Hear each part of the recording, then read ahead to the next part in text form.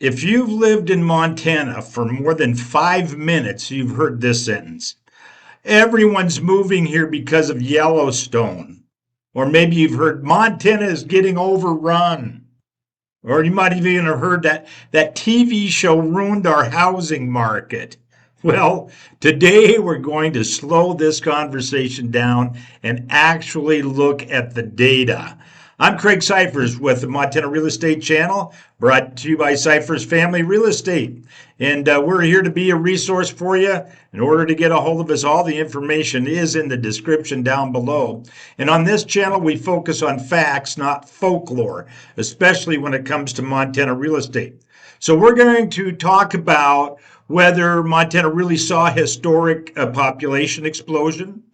We're going to talk about what the numbers say now, how the population changes actually affected home prices, and most importantly, what the Bitterroot Valley's population has been doing since 1900. Some of what you hear today may challenge popular narratives, but it's grounded in real numbers and not headlines.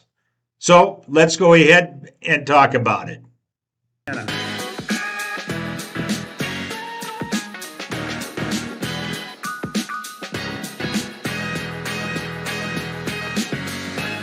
Let's start with the big claim. Did Montana experience population growth?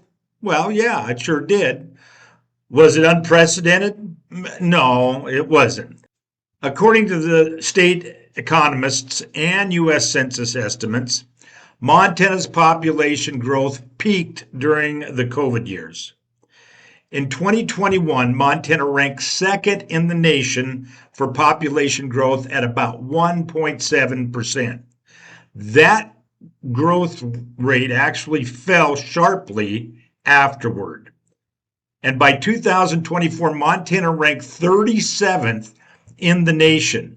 And projections, for 2025, which we're just coming out of, show growth slowing to roughly 0.3 to 0.4%. Now, that's not a boom, that's normalization. So, what happened? The pandemic temporarily changed remote work, lifestyle priorities, and urban flight.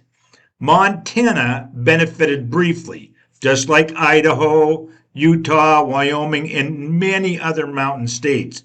But that surge did not continue. Now, let's address the elephant in the room. The TV show Yellowstone absolutely increased tourism, raised Montana's national profile, created short-term economic impact. Here's what the data does not show, that there's no evidence that Yellowstone caused substantial long-term population growth or a permanent migration wave or had structural housing shortages by itself. So most people who moved to Montana during COVID already had remote jobs, were responding to lockdowns, and were leaving expensive metro areas. The show didn't create those trends, right? It just happened to exist during them.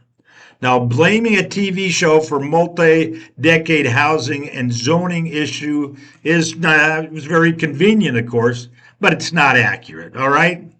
Now, here's a critical misunderstanding in real estate discussions. Population growth alone does not drive housing prices. I know it's hard to believe. Prices rise when demand increases faster than supply. And of course, we can see if you got more population, demand will increase. So from that standpoint, I suppose they're connected. Construction lags. Zoning restrictions come into play where it restricts density. You also have interest rate changes in affecting affordability. And the speculation enters the marketplace. So during COVID, inventory collapsed, interest rates hit historic lows, demand surged suddenly, boom, and then construction couldn't keep up. There were supply chain problems, as we all know. That combination drove prices, not just people moving here. Okay. And now, what do we make of it? Well, interest rates are higher, obviously. Migration has slowed. Inventory is slowly rebuilding. And price growth has cooled significantly, which brings us to the Bitterroot Valley. Let's zoom way out here. Now, Ravalli County population around 1900 was about 8,000 people. From 1900 to 1960, there was very slow growth. Some decades were flat or actually declined a smidge. The valley remained largely agricultural and resource-based. From 1960 to 1980, we had moderate growth. Population rose into the low 20,000s, and it was driven by highways, retirement migration, and regional development. And then from 1980 to 2000, we had stronger growth. The Bitterroot became attractive for lifestyle migrants, and the population climbed toward 35,000. And from 2000 to 2010, we had continued steady growth, no sudden spikes, and no collapse. And I'll show you a graph of what the population growth in the Bitterroot Valley looked like. The COVID spike was not unique historically. Between 2019 and 2023, Ravalli County grew faster, yes, but it was an acceleration of an existing trend in general, not a break from historical patterns, and it's already slowed. As of 2024, Ravalli County sits at about 48,000 residents. Now, let's connect population to prices. Bitterroot Valley home prices rose sharply during the COVID because of this. Listings dropped dramatically. Buyers had cheap financing.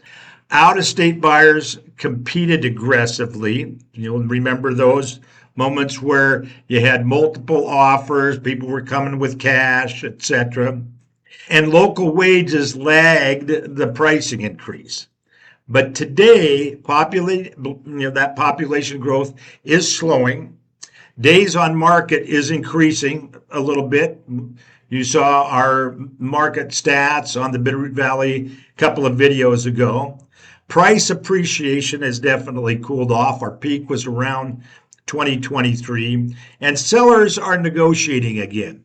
It varies by month to month as to whether it's considered a buyer's market or a seller's market.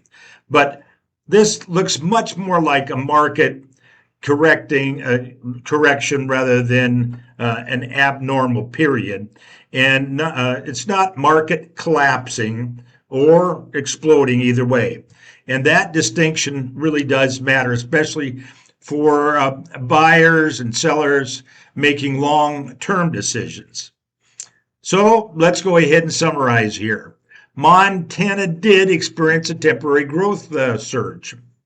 That surge peaked in 2021. Prices peaked in 2023. Growth is now slowing significantly. There's some good opportunities out there. Bitterroot Valley growth follows a century-long trend in general, and real estate prices are really driven by rates and inventory, not TV shows. So Montana isn't being overrun. It's adjusting, just like it has many times before.